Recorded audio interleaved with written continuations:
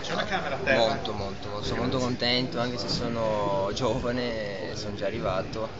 Sono molto orgoglioso di essere in questa società e di far parte di questa squadra. E dire che alla fine dell'anno scorso c'erano grandi voci su una tua possibile partenza.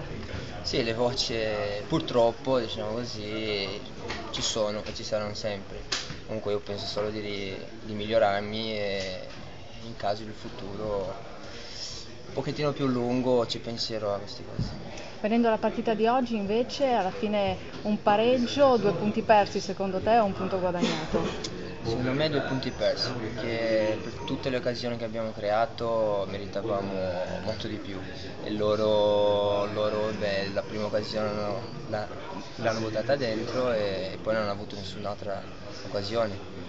Però comunque dall'altra parte siamo anche contenti di aver pareggiato. Tanti troppi, forse troppi errori in attacco.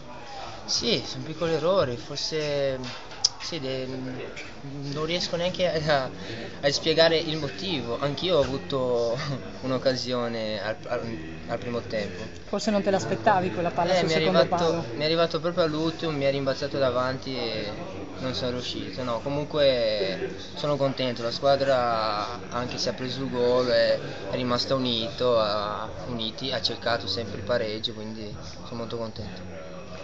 In Italia dicono che ci sono pochi difensori, soprattutto in vista della nazionale.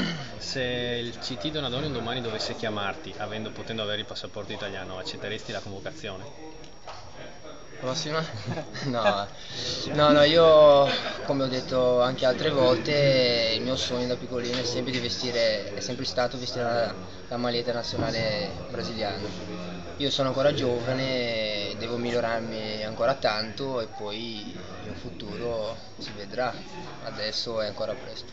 Senti, parlando del tuo connazionale Amaury, era evitabile secondo te il gol visto da dietro? Sì, era evitabile, mi è passato tra le gambe. Lì è stato proprio un attimo, una palla persa e è rimasto da solo. Grazie. Grazie.